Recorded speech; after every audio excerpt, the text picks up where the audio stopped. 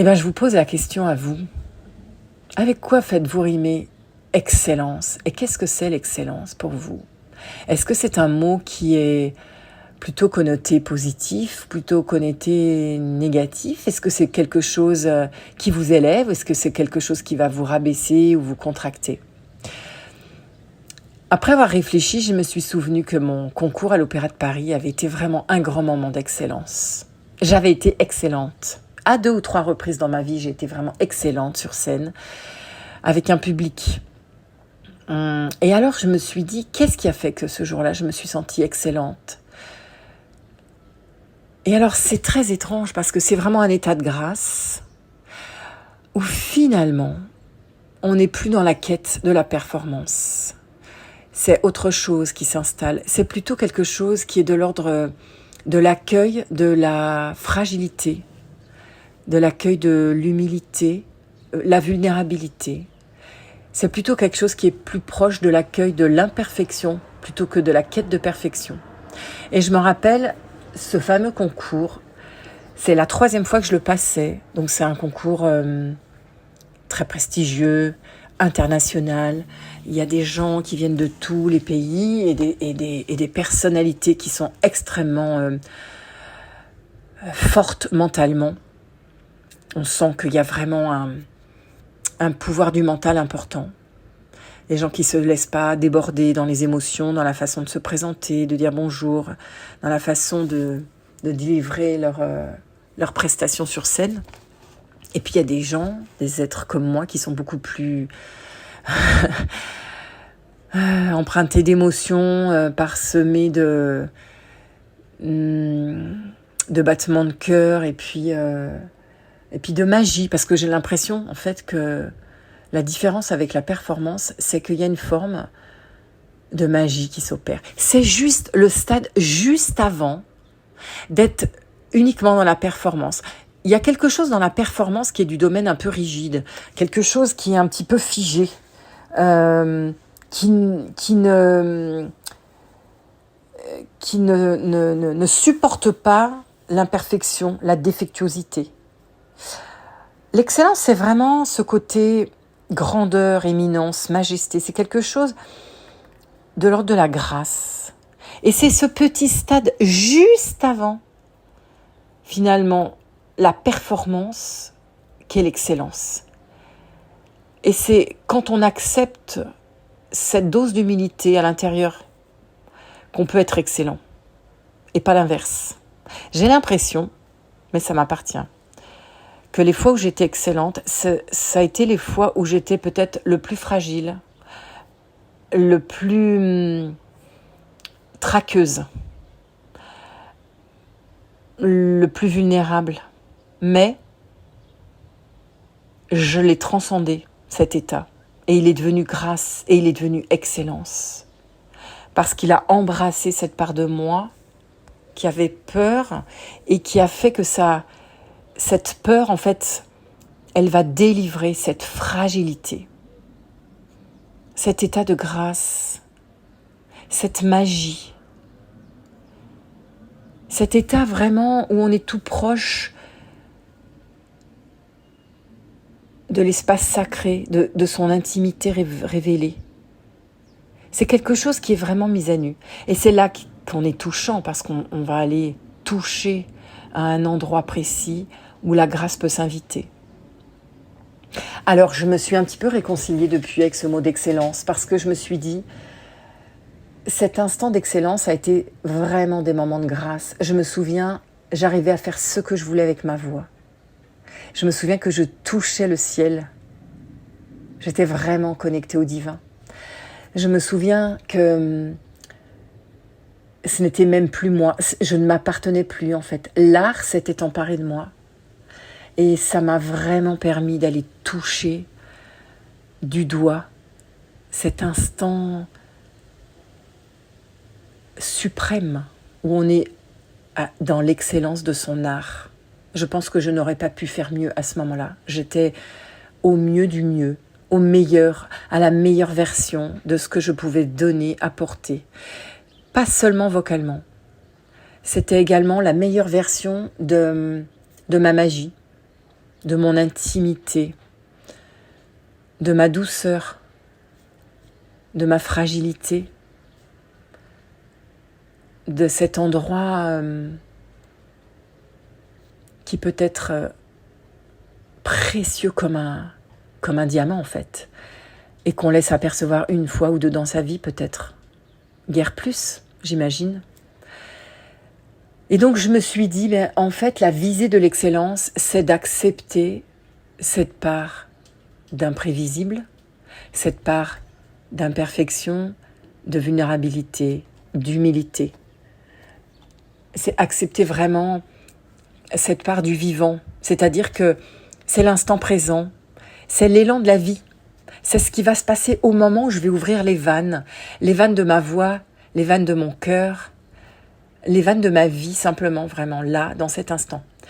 Et lorsque je suis en studio, lorsque je suis en répétition avec un pianiste, avant ces moments, avant ces grandes prestations, avant ces grands concours, je suis dans la performance. Et bien souvent, c'est là où je suis le plus nul. Parce que je m'empêche de libérer, justement, cette dose, cette petite dose sucrée d'imperfection, d'humilité. Et je contrôle. Je pose chaque note, je compte chaque temps. Je suis dans cette espèce de rigidité, de performance. Et bien souvent, c'est là où je me suis le plus viandée. Mais vraiment, vraiment. C'est-à-dire que j'ai un tel trac de vouloir contrôler. C'est comme si je colmate. C'est un peu comme si je m'empêchais de pleurer. Voilà. Moi, je suis quelqu'un de très émotionnel. Et quand je suis touchée, je peux avoir les larmes. C'est pas forcément de la tristesse. Je suis touchée par la beauté. Si je m'empêche de pleurer, je vais me serrer la gorge, ça va aller quelque part, ça va me faire mal, et je vais mettre un gros chapeau sur cette merveilleuse beauté que m'offre la nature, que m'offre cette magie en fait, cette grâce. Eh bien c'est pareil. Quand je suis dans la performance, en répétition, je suis dans cette espèce de quête de contrôle, et je colmate, je serre les dents, et je compte, mon corps se serre.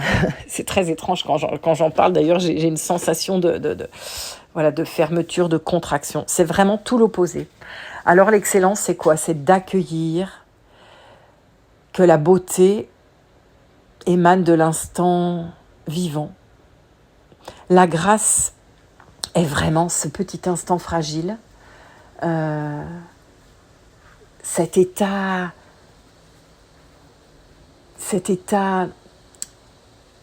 impermanent qui est tout sauf installé pour longtemps. Justement, ce sont vraiment des moments. Et c'est dans ce moment que je vais me lancer. Et j'y vais. Et je ne sais pas. C'est comme si j'y allais sans filet. En fait, c'est vraiment comme si j'acceptais de me planter. Et alors là, arrive le meilleur. Et là arrive vraiment cette meilleure version. Et comme par hasard, c'est à cet endroit-là que je n'oublie pas les paroles. C'est à cet endroit-là que je suis dans mon rythme intérieur. Parce que quand j'ai un gros stress, un gros trac et que je veux garder le contrôle, je suis complètement en dissonance rythmique également. Et je perds en fait ma pulsation intérieure avec l'extérieur. C'est très étrange, mais c'est vraiment ça qui se passe. Et quand j'accepte de me laisser traverser par ce qui est, alors émane de moi cet état de grâce. Et c'est ça l'excellence. Et vous voulez que je vous dise, lorsque j'ai vécu ça, une des dernières fois, c'était mon concours à l'Opéra de Paris. Et j'ai eu vraiment peur. Mais vraiment, j'ai eu très très très peur. En plus, beaucoup de gens me connaissaient, beaucoup de gens m'attendaient un petit peu au tournant, gentiment, parce qu'ils voulaient que je rentre, que je sois là avec eux, parce que justement, ils me connaissaient depuis un moment, je travaillais avec eux en surnuméraire. Et puis, j'avais très très peur parce que c'était la 3e fois que je le passais, donc il y a cette espèce voilà, c'est la dernière fois, quoi. J'ai plus droit à l'erreur, il faut que j'y aille vraiment, là. cet état d'urgence, eh bien tout s'est aligné. J'ai chanté l'air d'Anna Bolena de Bellini, qui a un air assez difficile, hein, avec vraiment une cabalette, une partie très rapide, avec des suraigus, des contrutes à balancer plusieurs fois de suite. Eh bien, je n'ai pas eu trop de mémoire. J'étais complètement en rythme. Je contrôlais ce que je faisais dans l'incontrôlable.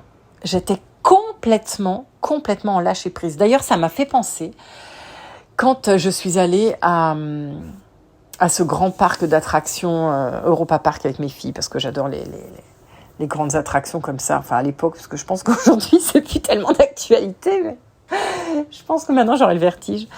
Les filles m'ont fait faire un énorme manège qui montait à je sais plus combien de hauteur, et on avait une toute petite barre à la taille, mais un tout petit truc ridicule, vraiment ridicule, en dessous du nombril, et c'est tout.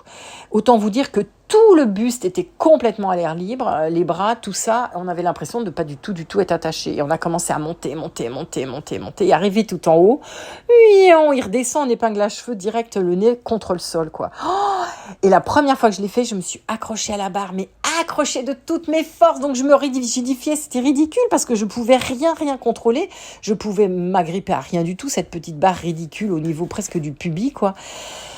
Et je me suis fait mal tellement j'ai eu peur. Et après, mes filles m'ont dit, écoute, si tu veux vraiment kiffer l'instant, si tu veux vraiment que ce soit un moment grandiose de ta vie, pour avoir ce double effet qui se coule de l'intention de vivre ça, lâche tes mains. Oh, j'ai dit, mais je pourrais jamais, c'est horrible, je pourrais jamais. Et si, je l'ai refait. Et là, je me suis dit, allez, tu vas vraiment jouer le jeu. Il faut que tu passes par cette phase-là. Sinon, ça sert à rien. Tu n'auras que la moitié, en fait, de la sensation. Donc, à quoi bon faire ce manège si tu le fais comme ça? Et je me suis dit, ok, allez. Et j'ai lâché les mains, j'ai levé les bras en l'air, j'ai hurlé, et j'ai compris ce que c'était que le lâcher prise. Et j'ai compris ce que c'était que récolter la sensation, mais la double, triple, quadruple sensation intense, en fait, de la trouille, mais qui envoie ce truc incroyable de se sentir vivante. C'est de l'excitation à l'état pur, en fait. C'est vraiment là, un grand moment de kiff total.